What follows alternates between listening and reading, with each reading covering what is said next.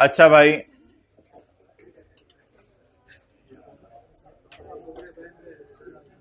Page number 342,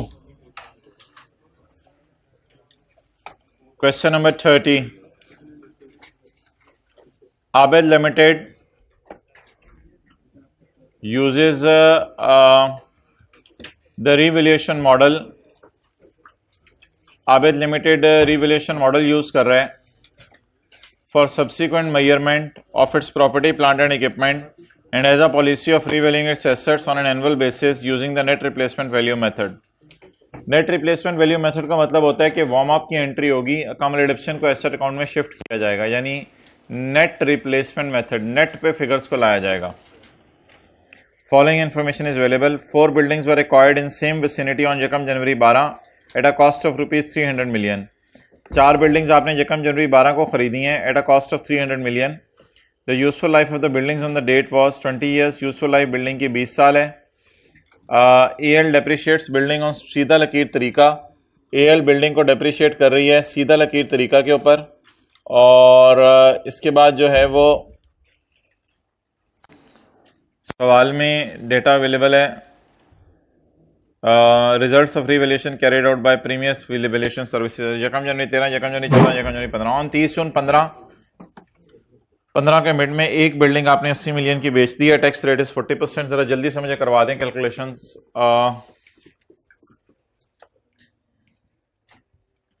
date, description, asset, revaluation surplus, P&L, tax, net surplus, चपे, date of purchase यकम जनवरी 2012, cost 300 million. 31/12/12 depreciation 300 divided by 20, 15। बीवी 285। 31/12/12 book value 285।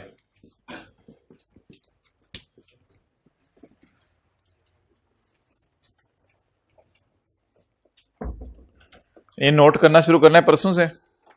अच्छा, next, यकम जनवरी 13 को आपका एसेट रीवैल्यू हो गया। यकम जनवरी 13 को आपका एसेट रीवैल्यू हो गया।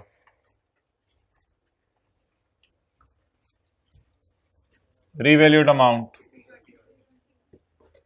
285 वाली चीज आसमानों पे चली गई और 323 पे चली गई। जी बोलें भाई।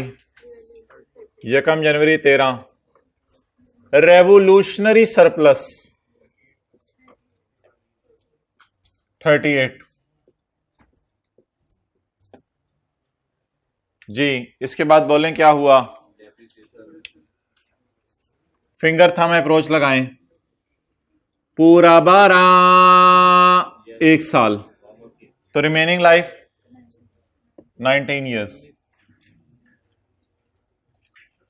तो डेप्रिसिएशन ओवर 19 ईयर्स। 31/12/13। जी बोले। 17 2।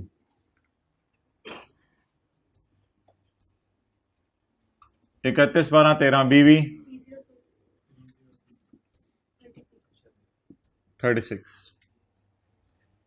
इसके बाद यकम जनवरी 14 रिवैल्यूड अमाउंट 252। ओहो, 306 वाली चीज किस पे आ गई। 252 पे। तो यकम जनवरी 14 को रिवैल्यूएशन लॉस 54। क्या पहले से कोई सरप्लस पड़ा हुआ है?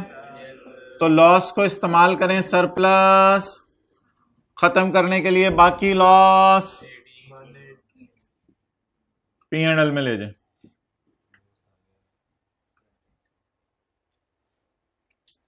रीवैल्यूड अमाउंट के बाद वाली, यार ये फिक्रा इतनी दफा बोले आप भी बोल दें। रीवैल्यूड अमाउंट के बाद वाली डेप्रिसिएशन निकालने के लिए रिमेनिंग लाइफ निकालनी पड़ेगी। रीवैल्यूड अमाउंट के बाद वाली डेप्रिसिएशन निकालने के लिए पूरा 12 पूरा 13 कितने साल हो गए? रिमेनिंग लाइफ 18 साल। तो डेप्रिसिएशन ओवर 18 ईयर्स। जी बोले। इस वन की एंट्री नहीं करनी होती, इस वन की एंट्री नहीं करनी होती। अच्छा जी आगे चलें।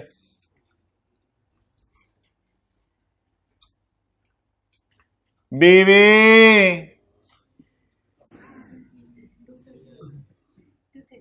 238 17 नेक्स्ट। ये कम जनवरी 15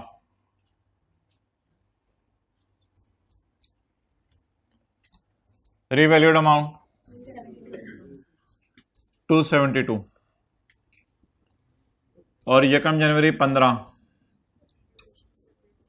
रिवैल्यूएशन सरप्लस 34। क्या पहले से यार तो तुम रोजाना लेट आते हो मुझसे, तुम्हें मसला क्या है? हैं बोलो तो। शर्म नहीं आती तुम्हें? तो मुझे डांटना भी नहीं आता, शर्म नहीं आती तुम्हें? हैं पेड़े मारो। 34 का सरप्लस आया है, पहले से क्या पड़ा हुआ है? गम। ऐसे मजे मजे से चाय पी रहे जैसे बस चाय पीने आया हुआ है क्लास में। पी खत्म कर।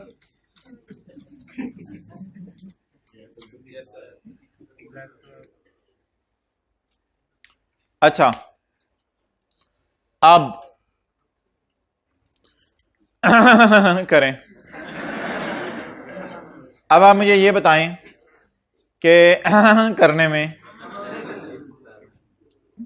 मैंने एक बिल्डिंग बेच दी 4 में से, कितने की? किस दिन? 30 जून 15 को। अब बड़ा अटेंटिवली सारी चीजें आपने समझनी है। 30 जून 15 को मैंने एक बिल्डिंग बेच दी। इधर देखें सारे,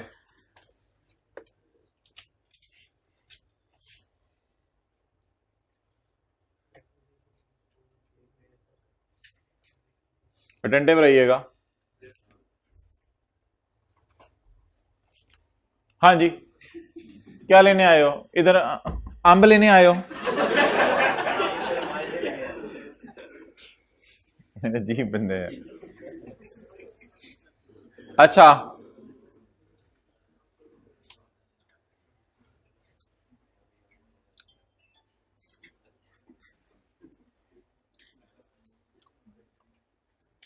अब आप मुझे ये बताएं कि मैंने 3 लाइनें लिखनी है इधर। 30 जून 15 डेप्रिसिएशन ऑफ सोल्ड बिल्डिंग, ऐसा ही है? डेप्रिसिएशन ऑफ सोल्ड बिल्डिंग, जो बिल्डिंग बिक गई उसकी डेप्रिसिएशन।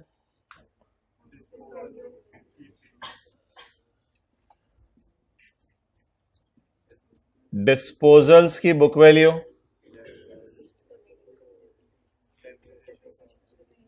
और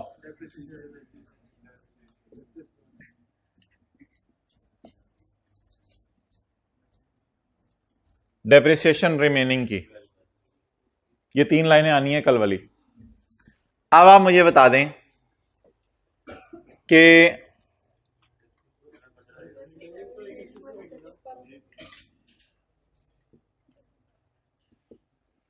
अब आप मुझे बता दें सोल्ड बिल्डिंग का डाटा, सोल्ड बिल्डिंग की मार्केट वैल्यू। भाईजान मार्केट वैल्यू जो ऑलरेडी किताबों में पड़ी है, जिसे मैं कह सकता हूं लेटेस्ट मार्केट वैल्यू, जो किताबों में पढ़ी है। लास्ट टाइम चारों बिल्डिंग्स कितने की रिवैल्यू हुई हैं? 272 की। तो मेरी एक बिल्डिंग कितने की रिवैल्यू हुई है? 272। अगर 4 बिल्डिंग्स की मार्केट वैल्यू है तो मेरी एक बिल्डिंग की मार्केट वैल्यू बताओ।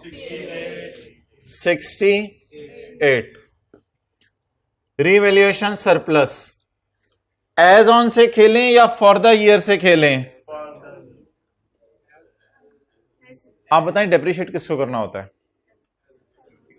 डेप्रिशिएट इसको नहीं करना होता? 272 डिवाइडेड बाय रिमेनिंग लाइफ और 17 डिवाइडेड बाय रिमेनिंग लाइफ। तो फिर जिसको आगे डेप्रिशिएट कर रहे हैं उसी को हिस्से करने हैं ना। तो इसलिए 17। और यार देखो ना, इसी ये इधर क्या करते होते थे ऐसे लिख के 272 divide by remaining life, 17 divide by remaining life. तो फिर 17 से खेलूं या 272 से, 17 से खेलूं या 34 से खेलूं, 17 से खेलूं या 34 से खेलूं। 272 को डिवाइड करते थे रिमेनिंग लाइफ पे और सरप्लस को डिवाइड करते थे रिमेनिंग लाइफ पे। तो फिर 272 और 17 को ही करना है ना। तो ये जरा थोड़ी सी एहतियात की बात है। 17 डिवाइडेड बाय 4, 17 अगर 4 का सरप्लस है एज ऑन तो 1 का सरप्लस कितना? 4.25। कल वाले सवाल में उसने मार्केट वैल्यूज बिकी विकी दी थी, आज वाले सवाल में मेहनत करके निकालनी पड़ी। Date is working number 2, date is working number 1।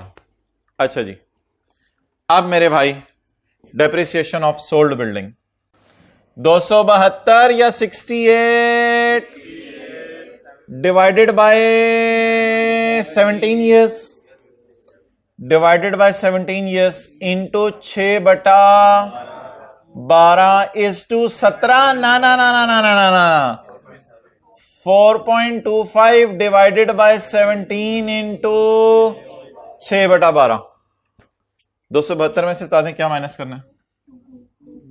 2.125.13।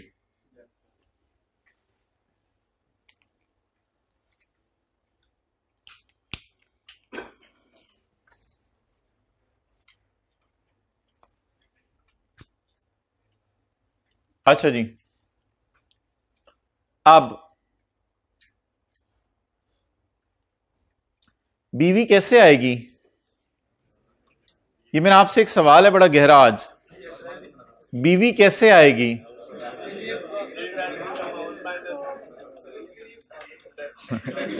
इसके लिए एक प्रोसेस है, वो प्रोसेस मुझे एक्सप्लेन करें। बीवी कैसे आ सकती है?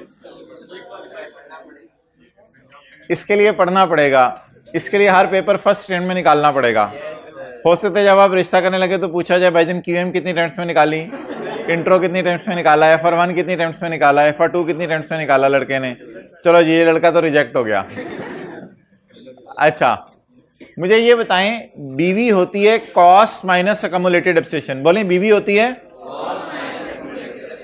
लेकिन जब रीवैल्यूएशन मॉडल यूज हो रहा हो तब बीवी होती है latest market value minus accumulated depreciation from last revaluation date till the date of sale. What is latest market value? What is latest market value? 68. What is depreciation from the last revaluation till date of sale? 2. जवाब 66। अच्छा, is 2.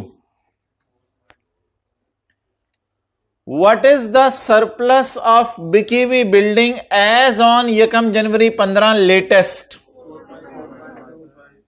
4.25.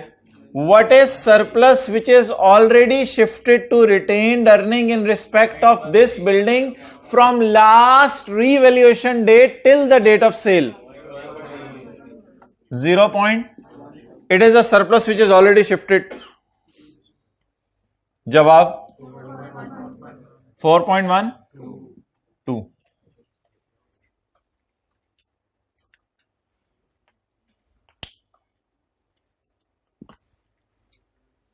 अब डेप्सिन किन की निकालनी है? Remaining की।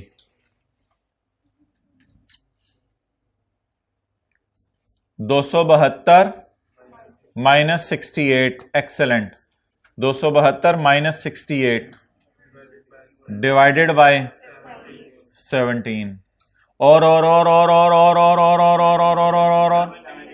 17 minus 4.25 सबकी market value minus बीकेवी की मार्केट वैल्यू, सबका सरप्लस माइनस बीकेवी का सरप्लस डिवाइडेड बाय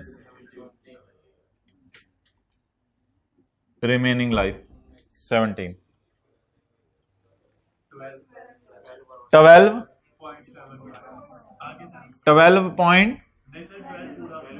0.75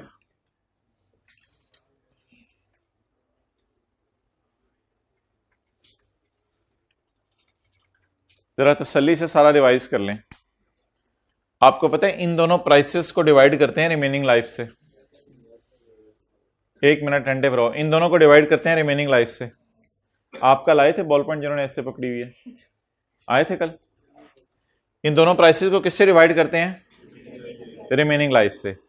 अब 272 को जब मैं डिवाइड करूंगा 4 से तो ये 1 की मार्केट वैल्यू आ जाएगी, और 17 को डिवाइड करूंगा 4 से तो 1 का सरप्लस आ जाएगा। अब करूंगा क्या मैं? 68 को रिमेनिंग लाइफ से डिवाइड करूंगा और 4.25 को रिमेनिंग लाइफ से डिवाइड करूंगा, तो ये बिकी हुई बिल्डिंग की डेप्रिसिएशन और सरप्लस आ जाएगा जो रिटेन अर्निंग में शिफ्ट हुआ। अब 68 में से 2 डेप्रिशिएट हो गया तो 66 इसकी बीवी रहेगी। 4.25 में से 0.13 ट्रांसफर हो गया तो बाकी रह गया 4.12 जो भी ट्रांसफर करना है। बाकी हमारी जो डेप्रिसिएशन आ गई रिमेनिंग एसेट्स के ऊपर, वो 272 में से 68 वालों को डेप्रिशिएट कर दिया था, उनको माइनस कर दिया, जैसे आप नहीं करते थे opening WDV minus WDV of disposals, तो डिस्पोजल्स की आप वैल्यू माइनस कर दें ताकि जो रिमेनिंग है उनको आप डेप्रिशिएट कर दें।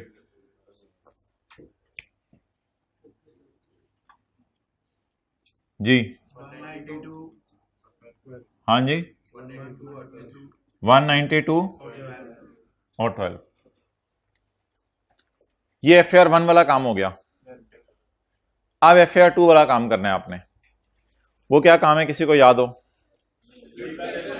सरप्लस के कॉलम को टैक्स रेट कितना है? 40%। सरप्लस के कॉलम को 60-40 कर दें। 40% और 60%। सिर्फ सरप्लस के कॉलम को 38 इंटू 40%, 15.2 पॉइंट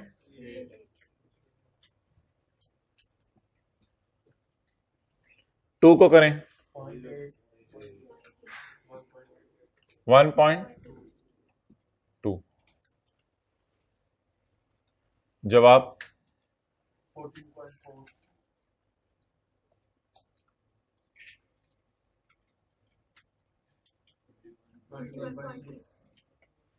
21.6। नेगेटिव 36 को ब्रेक करें, होगा 14.4 21.6। अब इस वाले 17 को ब्रेक करें,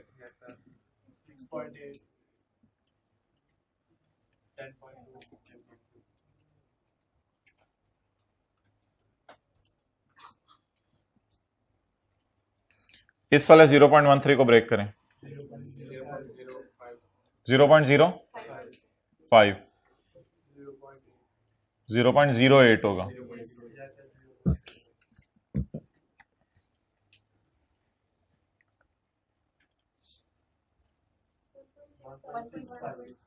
सिक्स 2.47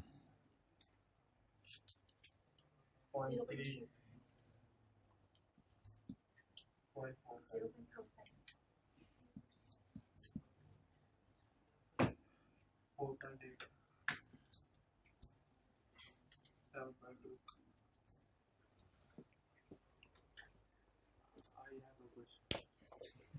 सर ये जो नेट सरप्लस है इसकी एंट्री तो हो जाएंगी रिवैल्यूएशन सरप्लस और रिटेन जो टैक्स वाला कॉलम है उसकी डेफर टैक्स के टी अकाउंट में एंट्री खुद ही हो जाया करती है, वो आपको करने की अलग से जरूरत नहीं है। क्यों चेहरा क्यों अजीब सा बना के बैठे हुए हो, उदासी सी? ये उदासियां मार देती हैं बंदे को, चेहरे पे मुस्कुराहटें रखा करो। रात स्लीप नहीं किया इस वजह से।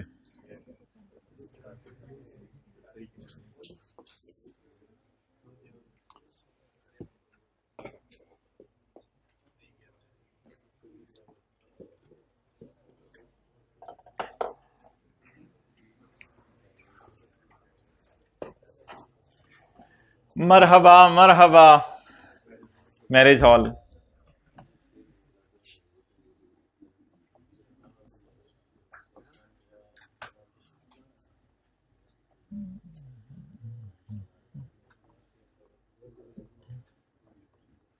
कौन सा क्वेश्चन है? Question number 30। उधर ही रखो कैमरा।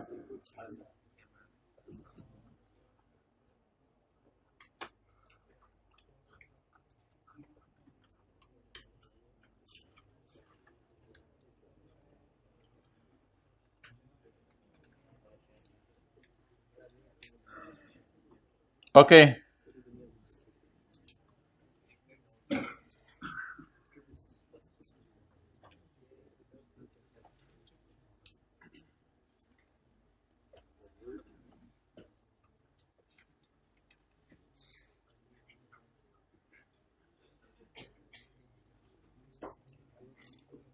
अच्छा भाईजान, 12, 13, 14, 15,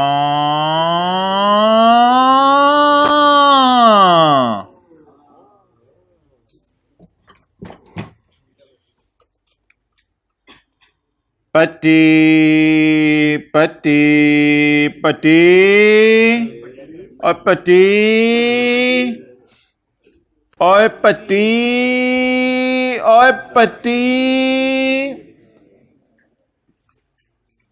पट्टी पट्टी और पट्टी है भी पट्टी क्लास में? किधर पट्टी परी?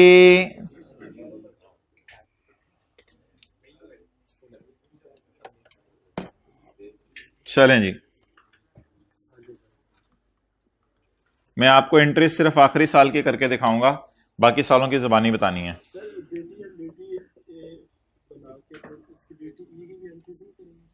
जी सीटी डीटी की एंट्री करेंगे, उसकी जगह छोड़ देते हैं, अभी तो एंट्रीज हमने शुरू नहीं की माय डियर।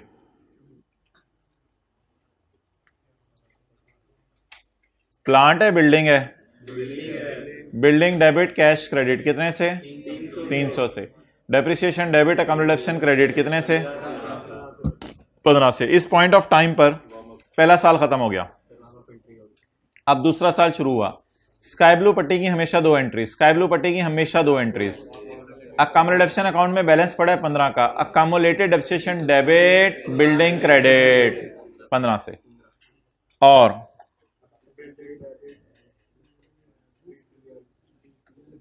तड़ तड़ तड़ तड़ तड़ तड़ तड़ तड़ तड़ तड़ तड़ तड़ तड़ तड़।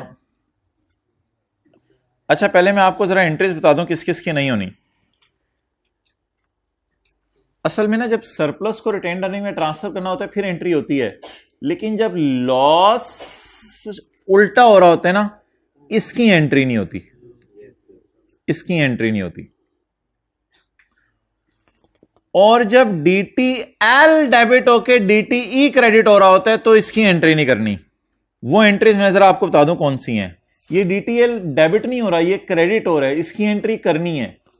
ये वाला जो है ना डेप्रिसिएशन के सामने वाला, इसकी नहीं एंट्री होनी, फिर डेप्रिसिएशन के सामने वाले की एंट्री नहीं होनी, फिर डिस्पोजल के सामने वाले की एंट्री नहीं होनी, और डेप्रिसिएशन के सामने वाले की एंट्री नहीं होनी। जिन चीजों की जनरल एंट्रीज नहीं होनी वो फिगर्स कहीं भी आगे यूज नहीं होनी, चाहे मैं नोट बना रहा हूं, चाहे मैं कुछ भी कर रहा हूं, जो एंट्रीज नहीं होनी यहां वो कहीं भी नहीं होनी।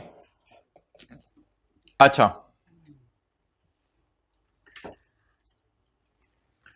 अब building debit, DTL credit, surplus in OCI credit, depreciation debit, accumulated depreciation credit. आम हालात की डेप्रिसिएशन 15, खास हालात की 17, इंक्रीमेंटल डेप्रिसिएशन इसमें पड़ी है, इस वजह से एंट्री होगी surplus debit, retained earning credit.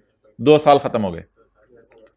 इस वक्त अकमुलेटेड डेप्रिसिएशन अकाउंट में बैलेंस पड़ा हुआ है 17, तो अकमुलेटेड डेप्रिसिएशन डेबिट बिल्डिंग क्रेडिट 17 से, फिर अगली entry building credit P and L revaluation loss जिसे कहते हैं, पी एंड एल डेबिट।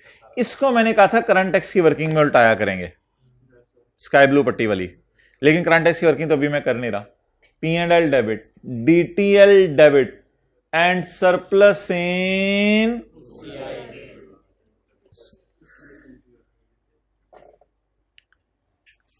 अच्छा, एक बात बस याद रख लें, ये जो डेप्रिसिएशन के आगे डीटीएल आ रहा होता है ना, इसकी कभी एंट्री नहीं करनी। डेप्रिसिएशन और डिस्पोजल के आगे जो डीटीएल आ रहा है ना, इसकी एंट्री नहीं करनी। Depreciation debit, accommodation credit, surplus debit, retained credit 1.2। अच्छा, हम तो अगले साल तक जा चुके थे। Building credit, P and L debit, DTL debit, surplus in OCI debit, depreciation debit, accumulated depreciation credit. और आखिरी साल हमारा आ गया है, जो मेन साल है हमारा, आखिरी साल, उसकी जनरल एंट्रीज अब हम करते हैं। इसकी पहली वार्म अप की एंट्री होगी 14 रुपए से। यकम जनवरी 15, अकामुलेटेड डेप्रिसिएशन डेबिट और बिल्डिंग क्रेडिट कितने से? 14 से।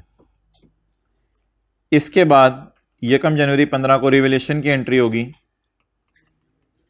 बिल्डिंग डेबिट 34 से,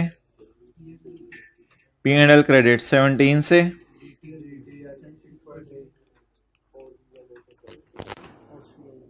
कितने से? 10.2। इसके बाद 30 जून 15 को एंट्री होगी डेप्रिसिएशन डेबिट, अकॉमोडेशन क्रेडिट, ये 6 महीने की डेप्रिसिएशन बिकी हुई बिल्डिंग्स की। इसके बाद डिस्पोजल की एंट्री होगी। जरा देख के बताएं कैश कितना आया है? 80। क्या अकॉमोलेटेड डेप्रिसिएशन में 3-4 साल की डेप्रिसिएशन पड़ी होगी या सिर्फ 6 महीने की? वो कितनी है? 2। और बिल्डिंग अकाउंट में आ जाएगी latest fair value 68, latest fair value 68। सबर। और गेन आया लॉस? गेन आया कितना? 14। और जितना सरप्लस पड़ा हुआ है उसको कहां शिफ्ट कर दो? अच्छा, ये वाली फिगर आपकी मैच किया करेगी यहां से। 68 माइनस 2 इज इक्वल टू 66, और जितना सरप्लस पड़ा हुआ है उससे रिटेन्ड अर्निंग में शिफ्ट कर दो। 2.475, जिसे मैंने उधर 2.48 लिखा होगा या 2.47 लिखा हुआ है, 2.47।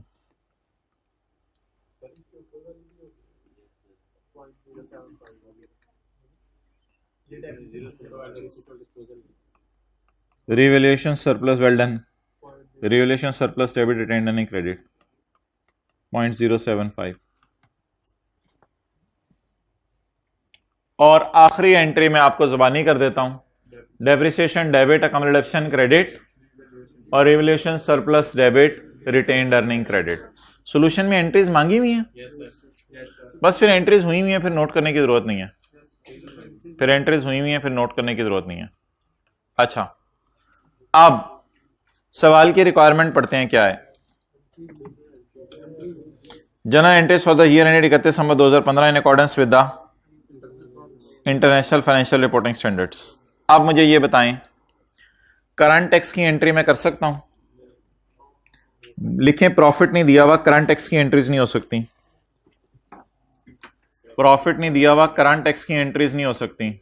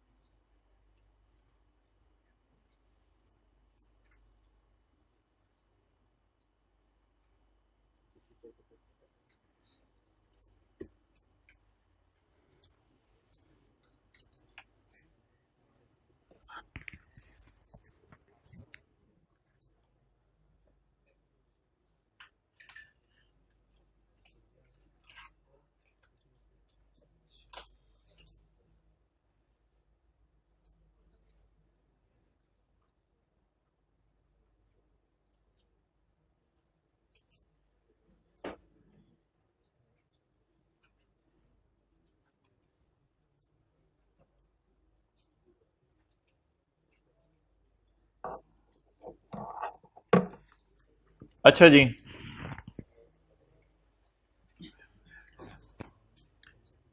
आप ब्लैक शर्ट खड़े हो जो, डेफर टैक्स की एंट्रीज के लिए मुझे क्या चाहिए होता है?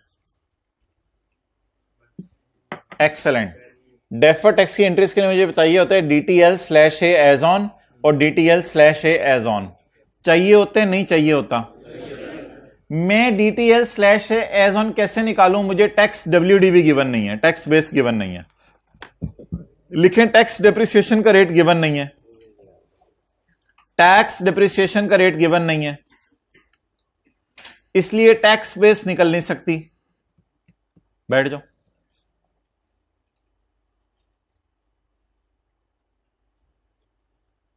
तो अब डेफर टैक्स की एंट्री भी नहीं हो सकती।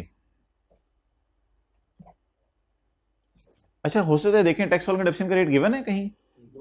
नहीं गिवन ना? तो लेकिन टैक्स वालों का डिडक्शन का रेट गिवन नहीं है, इसलिए टैक्स बेस्ड नहीं निकल सकती, इसलिए डेफर टैक्स की एंट्रीज भी नहीं हो सकती।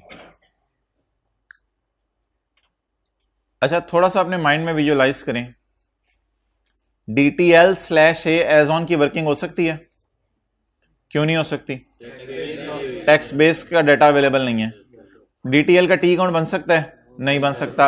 DTL का टी अकाउंट का जो ओपनिंग और क्लोजिंग होता है वो कैरिंग अमाउंट और टैक्स बेस के डिफरेंस से निकलेगा, और वो डिफरेंस हमारे पास अवेलेबल नहीं है। तो जब वो अवेलेबल नहीं है तो फिर हम आगे, तो इसलिए डेफर टैक्स की general entry DTA debit DTL credit या DTL डेबिट DTE क्रेडिट, ये एंट्रीज नहीं हो सकती।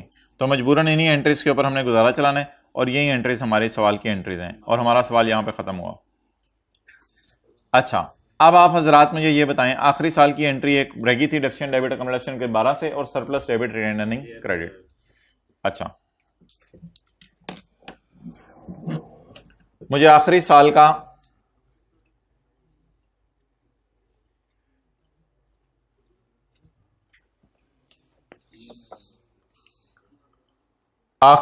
का मुझे बता दें P&L, OCI और SOCIE। P&L यानी SOCI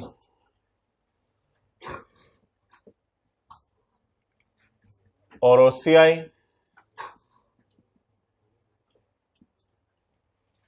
share capital, share premium, retained earning, revaluation surplus. कोई अच्छा सा बच्चा मुझे पहले ओपनिंग बैलेंस बता दिया करे रिवैल्यूएशन सरप्लस का।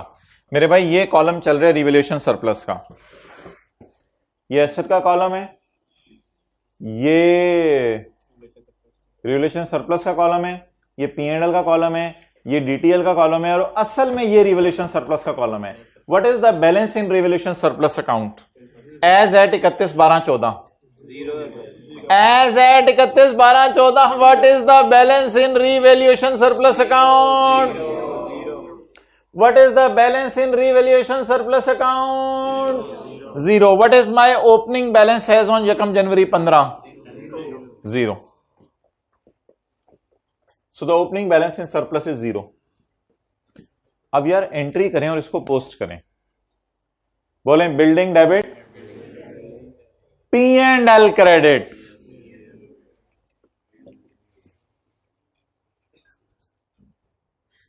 रिवैल्यूएशन गेन कितना? 17. डीटीएल क्रेडिट, ये डीटीएल के टी अकाउंट में चला जाएगा क्रेडिट साइड पे. डीटीएल क्रेडिट स्काई ब्लू पट्टी से डीटीएल के टी अकाउंट में चला जाएगा क्रेडिट साइड पे. And surplus in OCI credit. Surplus in OCI कितना? 10.2.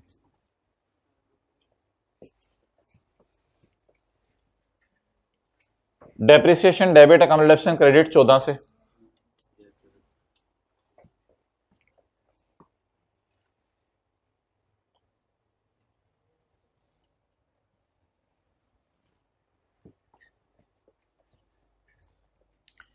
कैश डेबिट 80 से.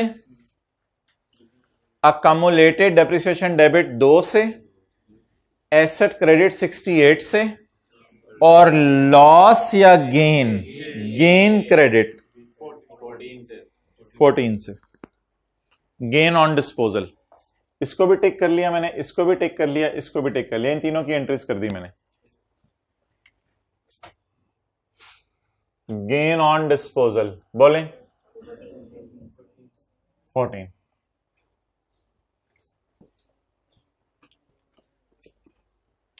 surplus debit retained earning, but it will not be routed through OCI.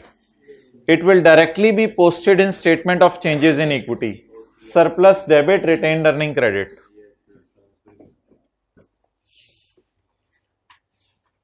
TCI और ट्रांसफर 0.08 प्लस 2.47. अच्छा थोड़ा सा मिस मैच है, यहां मैंने 2.47 लिखा हुआ है, यहां मैंने 2.475 लिखा हुआ है. ये थोड़ा सा जरा मिस मैच है तो इसको बर्दाश्त कर लें. व्हाट इज जवाब? Surplus debit. लेकिन एक काम करें, दो नदियों को समंदर में गिरा दें, दरिया में गिरा दें. दो नदियों को दरिया में गिरा दें. पैट आज मुझे अवेलेबल नहीं है क्योंकि सीटी डीटी अवेलेबल नहीं है. कल मैंने पैट मेहनत करके निकाल लिया था.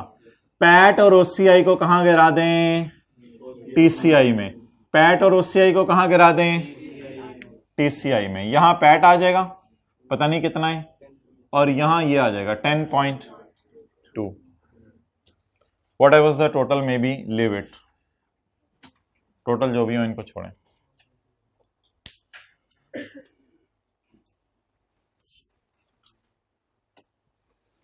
ऊपर ईयर एंड लिख लें 31 दिसंबर 15.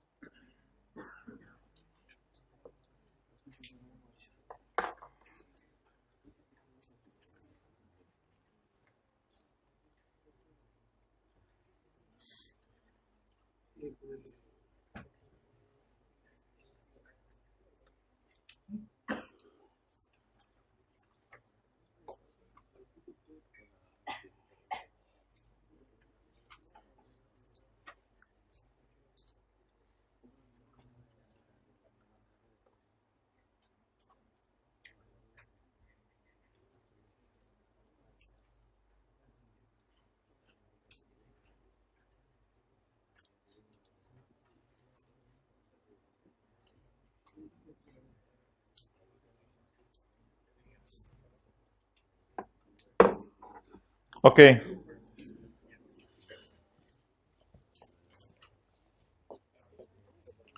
आज मुझे आप बताएं IS 16 का नोट कैसे बनता है? IS 16 का नोट, यहां तक नोट करने वाले कुछ बच्चे नोट कर।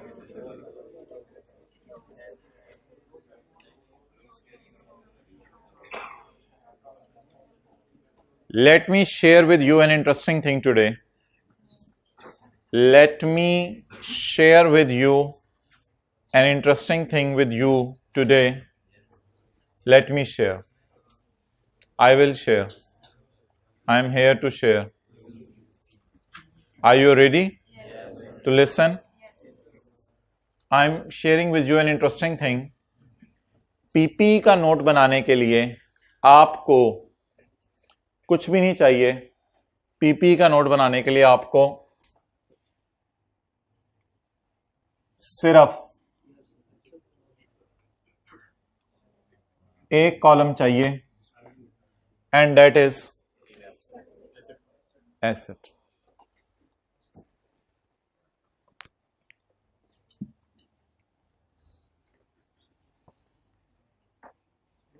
नहीं बस ठीक है, हो गया। पीपी का नोट बनाने के लिए आपको सिर्फ कौन सा कॉलम चाहिए?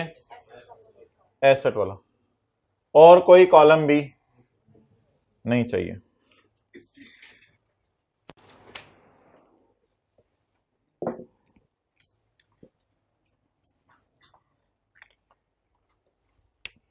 बारह, 13, 14, 15, ये 4 साल है।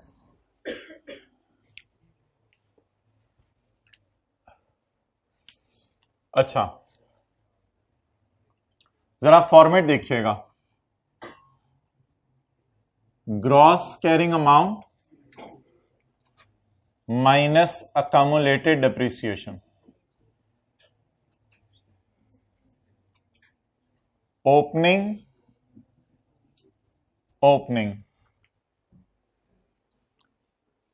एडिशन,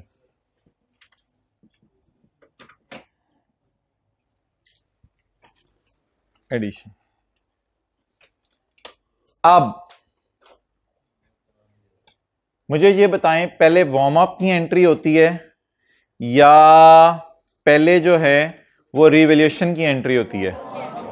वार्म अप की एंट्री होती है या पहले रिवैल्यूएशन होती है? वार्म अप की एंट्री पहले होती है। क्या आप मुझे इजाजत दे रहे हैं कि मैं ट्रांसफर की एंट्री पहले कर लूं और इसके बाद कौन सी करूं? रिवैल्यूएशन की। ये तरतीब याद रहेगी? ये तरतीब पक्की तरतीब है, हमेशा इसी तरतीब पे आपने फॉर्मेट बनाना है। ओपनिंग एडिशन, पहले किसकी एंट्री होती है? वार्म अप की, और फिर रिवैल्यूएशन की। तो ये तरतीब आपने हमेशा इसी तरह याद रखनी है। इसके बाद डिस्पोजल डालकर एंड पे क्लोजिंग बैलेंस कैलकुलेट कर लेना। अच्छा, अब मैं किसका स्टेटमेंट फॉर्म में टी बनाने लगा हूं? अकम्युलेटेड डेप्रिसिएशन का। ये ऊपर वाला जो फॉर्मेट है ये हार्ड एंड फास्ट है, इसको रट्टा भी आप मार सकते हैं, मुझे कोई मसला नहीं। Opening addition transfer revaluation disposal, इस ऊपर वाले को रट्टा भी मार सकते हैं। नीचे वाला जो फॉर्मेट है वो डिपेंड करेगा कि रिवैल्यूएशन साल के शुरू में हो रही है या एंड पे। मेरा मशवरा है आपको, अगर रिवैल्यूएशन साल के शुरू में हो रही हुई तो बेहतर है साल के शुरू में अकम्युलेटेड डेप्रिसिएशन को ट्रांसफर करके फिर डेप्रिसिएशन की एंट्री कीजिएगा। और अगर रिवैल्यूएशन साल के एंड पे हो रही हुई तो फिर डेप्रिसिएशन को पहले शिफ्ट कर दीजिएगा, ट्रांसफर को इधर। इन दोनों में स्वैप करने की मैं आपको इजाजत दे रहा हूं, बाकी इसका भी hard and fast T count है। आगे डिस्पोजल डाल दें और क्लोजिंग डाल दें। अच्छा, अब पहला ईयर एंड 30 जून 2000 सॉरी 31 दिसंबर 2012। चलें जी, बोलें प्लान डेबिट,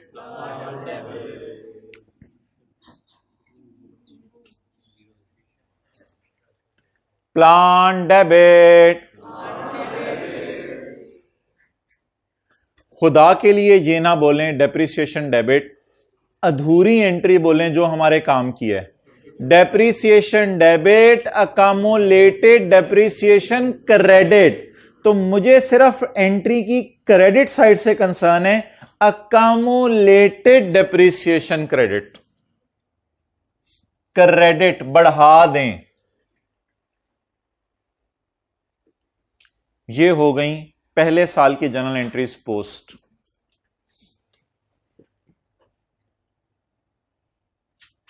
डिस्पोजल तक डब्बा बनाएं, क्लोजिंग आ गया 300, डिस्पोजल तक डब्बा बनाएं, क्लोजिंग आ गया 15। ओवरऑल 15 को माइनस कर दें ताकि 285 आ जाए। अगला साल मुझे करने दें, उससे अगला साल आपने करना है। 31, 12, 13। खुदा के लिए वर्किंग में ना आए, पहले आप मुझे बना के दें क्लोजिंग बैलेंसेस को ओपनिंग। कितना क्लोजिंग है, इसको क्या बना लें, कितना क्लोजिंग है 15, इसको क्या बना लें ओपनिंग। स्काई ब्लू पट्टी बोलें, क्या मैं 38 की एंट्री करूं या वार्म अप की एंट्री पहले करूं? तो एंट्री बताएं आप हजरा। अब तो सारे को छुपा दें। 38 की एंट्री करूं या accumulated depreciation debit asset credit 15 से? Accumulated depreciation debit, got it, and asset credit post होगी एंट्री। इसके बाद प्लान डेबिट डीटीएल का, ओ बस प्लान डेबिट बोलें, बोलें अधूरी एंट्री प्लान डेबिट 38 से।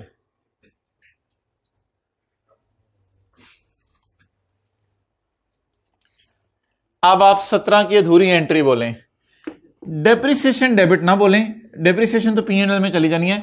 Accumulated depreciation credit, accumulated depreciation credit, credit बढ़ा दें 17 से। ये आपको FR 1 रिवाइज कराई जा रही है।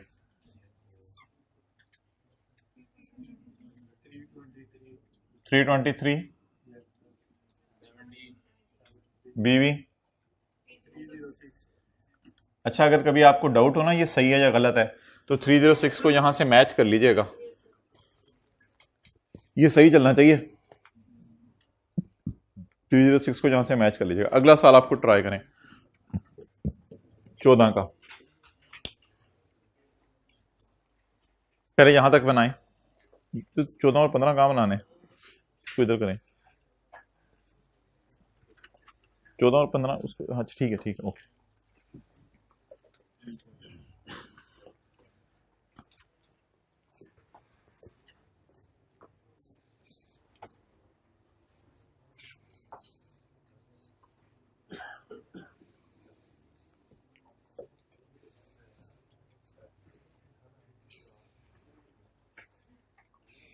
पुत्र कल नोट कर लें, घर जाके क्या, घर जाके अंडे देने, घर जाके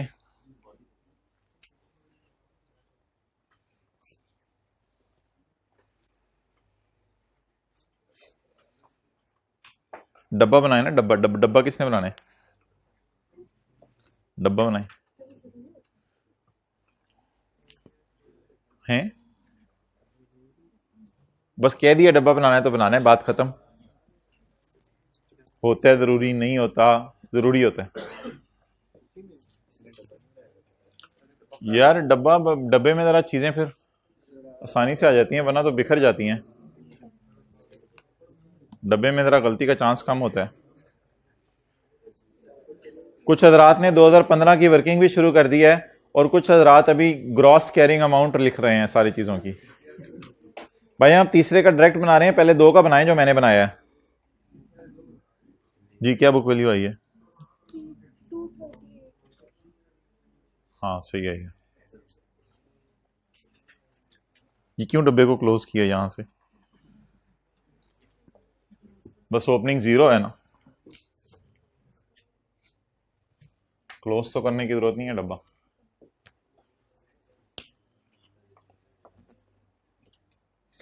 आखिरी साल कितने लोगों का बन गया और बीवी भी मैच कर गई है? आज अगर बीवी मैच कर गई ना तो अल्लाह आपको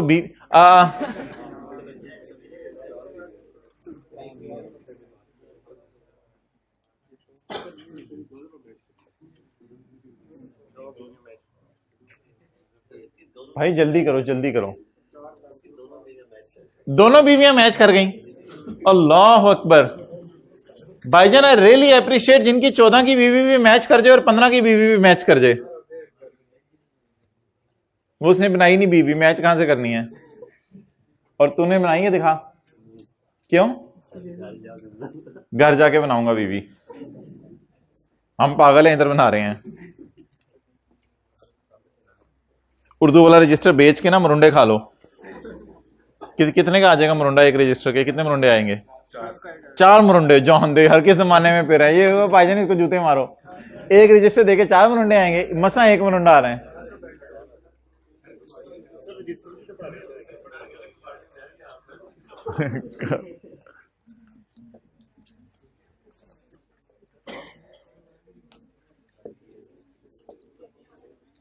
ये परसों तक हो जाएगा पूरा?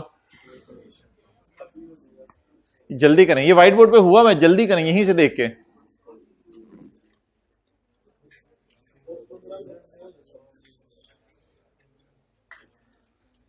चांद यार,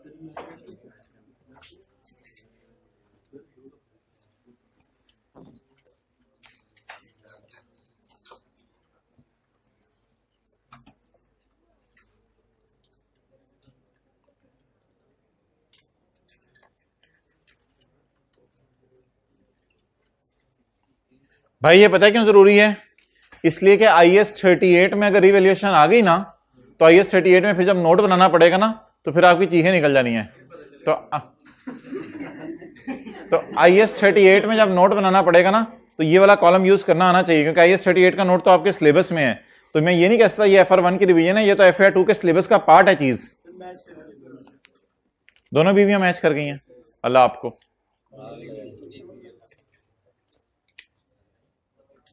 बोले वो बीवी ही क्या जो मैच ना करे। बीवी अगर अपने आप को शीशे में देखे तो मैच कर जाएगी।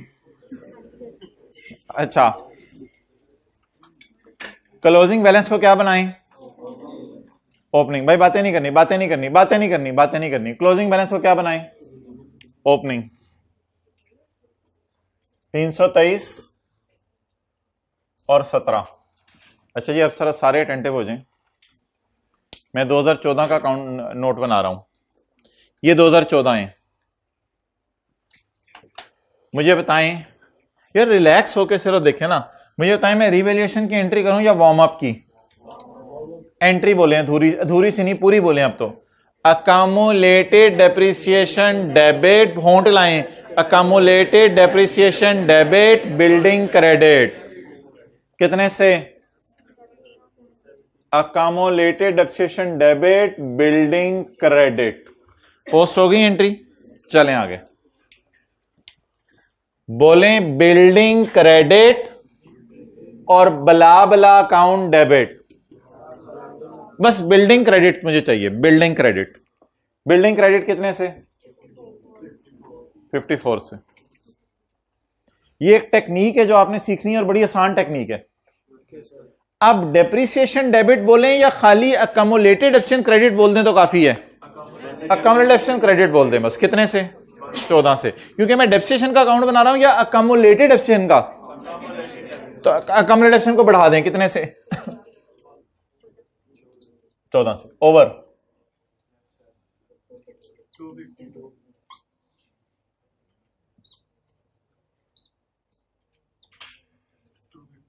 $252।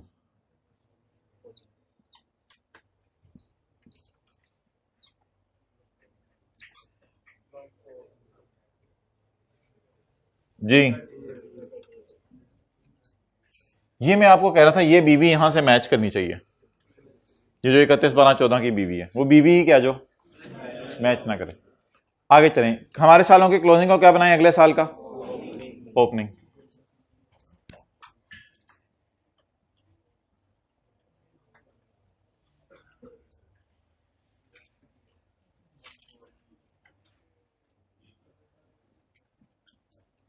और फिर अगले साल की क्या करें? Journal entries. अगले साल की क्या करें? Journal entries. आए सारे इधर। स्काई ब्लू पट्टी की 2 एंट्रीज होंगी। पहले 14 की एंट्री कराएं। Accumulated depreciation debit, building credit. तेरा प्लांट ही नहीं गायब होना अभी तक, हर एंट्री में प्लांट आ रहा है। Accumulated depreciation debit, building credit. Sky blue पट्टी की दूसरी एंट्री, बिल्डिंग डेबिट ब्ला ब्ला अकाउंट क्रेडिट। हमें कोई कंसर्न नहीं, हमने सिर्फ पहला कॉलम देखना है, बिल्डिंग डेबिट 34 से।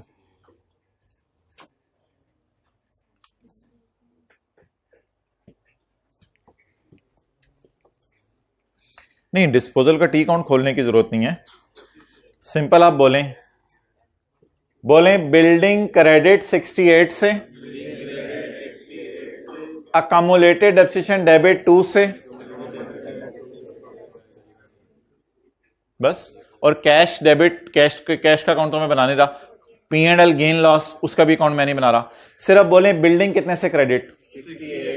असल में ना आपने सिर्फ उस एंट्री को हिट करना है जिसमें बिल्डिंग का या अकामोडेशन का लफ्ज आ रहा है, जिसमें बिल्डिंग का या अकामोडेशन का लफ्ज आ रहा है, सिर्फ उस एंट्री को आप लोगों ने लेना है। बिल्डिंग क्रेडिट 68 से, अकामोडेशन 2 से, यानी 66 ही। इन दोनों का डिफरेंस 66 ही है ना। 66 की एंट्री बताएं। Building credit, accumulated depreciation debit, building credit, accumulated depreciation debit 2 से। आगे डेप्रिसिएशन की 2 एंट्रीज हैं। डेप्रिसिएशन डेबिट छोड़ें, बोलें अकामुलेटेड डेप्रिसिएशन 14 से क्रेडिट, अकामुलेटेड डेप्रिसिएशन 14 से क्रेडिट, अगेन 14 आ गई।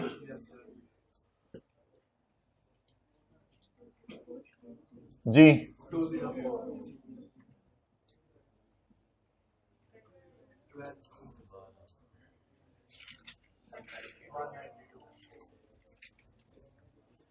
$192। कितने लोगों से छोटी मोटी गलती हुई थी? हाथ खड़ा करें।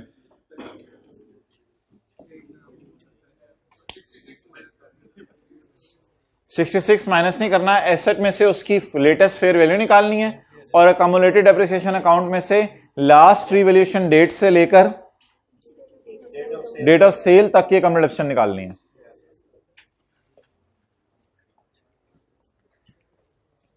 कितने लोगों से 100% सही हुआ था सारा?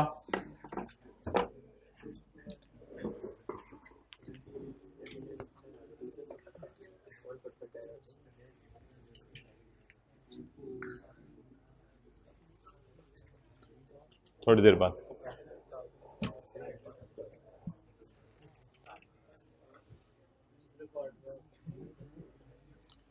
अच्छा भाई,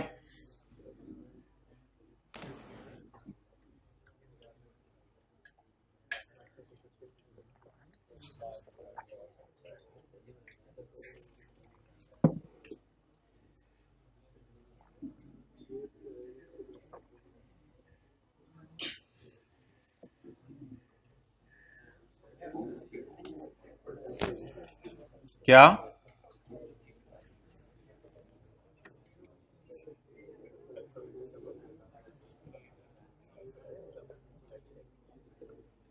बोलो भाई, ऊंची बोलो जरा माइक पास करके। 56 नहीं, बुक वैल्यू नहीं आएगी। एक बार याद रखिएगा, एसेट और अकामुलेटेड डेप्रिसिएशन अकाउंट अलग अलग बन रहे हैं, तो डिस्पोजल्स की बुक वैल्यू नहीं आएंगी। बेचने के वक्त एसेट अकाउंट में कितना बैलेंस पड़ा हुआ है? Simple, post this entry, credit the building bye 68, जितनी जनरल एंट्रीज आपकी वीक होंगी उतना हर जगह मसला होगा। Building credit with 68, now how you people are saying मैं क्रेडिट करूं 66 से। बिल्डिंग क्रेडिट विद 68 एंड अकाउंटेशन अकाउंट में आप उसकी 2 की अकाउंटेशन डाल चुके हैं, डाली है तो निकालें। अकाउंटेशन अकाउंट डेबिट करें 2 से। ऐसा तो नहीं हो सकता आपके यहां उसकी अकाउंटेशन है ही नहीं। अभी आपने थोड़ी देर पहले 2 की अकाउंटेशन उसकी रिकॉर्ड की थी इधर 2 रुपए की, तो वो जो 2 की आपने उसकी डिप्शन रिकॉर्ड की है उसको निकालें भी तो। जी भाई क्लियर? तो please post the journal entries, don't लगा अकल, please post the journal entries. Journal entries में ज्यादा अकल लगेगी। मोबाइल इस्तेमाल हो गया, चलें आगे चलते हैं। चलें अच्छा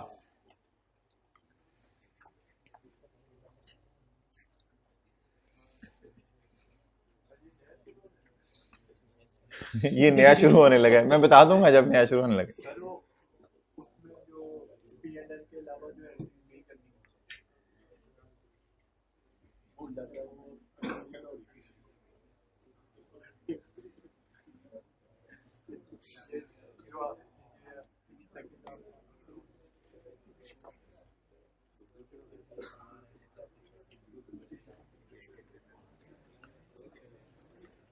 अच्छा जी, आम हालात की डेप्रिसिएशन 15, खास हालात की 17, तो डेप्रिसिएशन में ज्यादा डेप्रिसिएशन पड़ी है इसलिए इसकी एंट्री करेंगे सरप्लस डेबिट रिटेनिंग क्रेडिट। लेकिन आम हालात की डेप्रिसिएशन 15, खास हालात की डेप्रिसिएशन 14, इसलिए ये वाली एंट्री नहीं करेंगे। ये तो पुरानी चीज है। नई चीज क्या है? डीटीएल के कॉलम में रट्टा मारने, रट्टा भी मार लें। डीटीएल के कॉलम में स्काई ब्लू पट्टी की एंट्री करनी है, किसी भी ग्रीन और येलो पट्टी की एंट्री नहीं करनी। बस ये बात आपने लिखनी है तो लिख लो।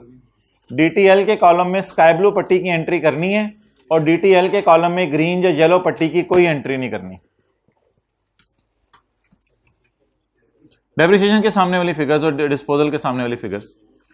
डीटीएल के कॉलम में स्काई ब्लू पट्टी की एंट्री करनी है। डीटीएल नहीं, डीटीएल के कॉलम में, डीटीएल के टी काउंट में तो वो स्काई ब्लू पट्टी जानी है, वो भी मुझे पता है। लेकिन डीटीएल का जो ये वाली है, डीटीएल वाला कॉलम जो है, टैक्स वाला कॉलम, डीटीएल के कॉलम में से सिर्फ स्काई ब्लू पट्टी की जनरल एंट्री करनी है, ग्रीन पट्टी की और येलो पट्टी की कोई जनरल एंट्री नहीं है। येलो पट्टी हमने किसके लिए इंट्रोड्यूस की थी कल? डिस्पोजल के लिए। डीटीएल के कॉलम में से सिर्फ स्काई ब्लू पट्टी की एंट्री करनी है, ग्रीन और येलो पट्टी की कोई एंट्री नहीं करनी।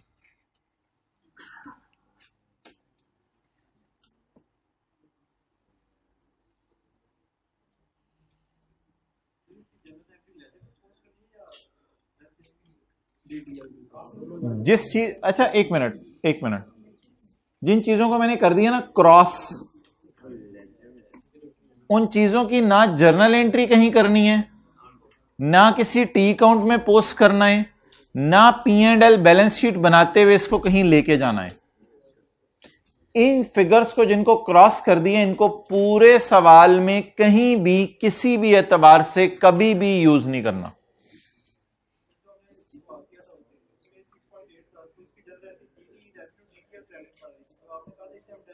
डेप्रिसिएशन वाले में वो आ रही थी, वो इसमें नहीं आ रही थी। स्काई ब्लू पट्टी वाली की एंट्री डीटीएल के अकाउंट में करेंगे और ग्रीन पट्टी और येलो पट्टी की एंट्री कहीं नहीं करेंगे। जब ग्रीन पट्टी येलो पट्टी इग्नोर ही कर दी तो ना उसकी जनरल एंट्री है कोई, ना किसी टी अकाउंट में उसकी पोस्टिंग है।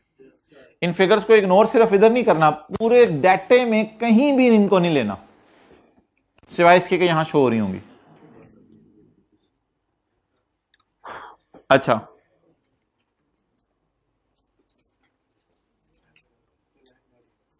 IFRS सेट निकालने भी हमारा IS 12 थोड़ा बहुत रहता तो है, सेट निकाल लें।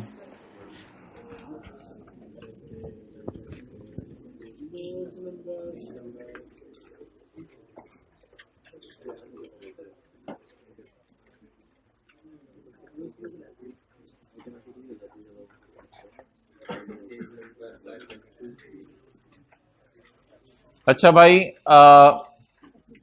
फिलहाल जो मेरे जहन में हल आया है वो ये आया है कि सैटरडे को इंशाल्लाह मेरी वो जो हमारी क्लास है वो मैं 2 घंटे से ऊपर नहीं लेके जाऊंगा, क्योंकि इस फैसिलिटी को मैंने मिस यूज किया है पिछले सैटरडे को, और क्लास 2 घंटे की बजाय 2.25 घंटे की हम लेके गए थे। तो मैं कोशिश करूंगा सैटरडे की क्लास 2 घंटे से ऊपर ना जाए। लेकिन जब वो क्लास खत्म हो जाएगी तो आधा घंटा से 35 मिनट का एक लेक्चर होगा जो आप संडे को अटेंड कर लीजिएगा। संडे को अटेंड कर लीजिए। यार इसमें हंसने वाली क्या बात है? Just I am taking your 30 to 35 minutes for your future. हंसने तो हंसें। उसमें IAS 12 के कोई जो पास पेपर हैं 14, 15, 16, उनमें से मैं किसी सवाल को इंशाल्लाह करा दूंगा। कितने लोग इंशाल्लाह उस सवाल की डिस्कशन भी अटेंड करके आएंगे? अगर आप उसको पेंडिंग करेंगे तो हो जाएगा, जितना मर्जी पेंडिंग कर लें उतना मर्जी पेंडिंग हो जाएगा। क्या आपके ख्याल से जब वॉल्यूम 2 में कंसोलिडेशन और IAS 1037 और IFRS 15 और फाइनल अकाउंट जब हम कर रहे होंगे, तो क्या आपका ख्याल है पिछले टॉपिक्स रिवाइज करने का टाइम मिलेगा? आपकी सोच है, आपकी सोच है, बिल्कुल भी टाइम नहीं मिलेगा पिछले टॉपिक्स रिवाइज करने का, आपकी सोच है। तो इसलिए खुदा के लिए कोई ऐसी हरकत करने की कोशिश ना कीजिएगा। चलो भाई पार्ट 2 शुरू करो।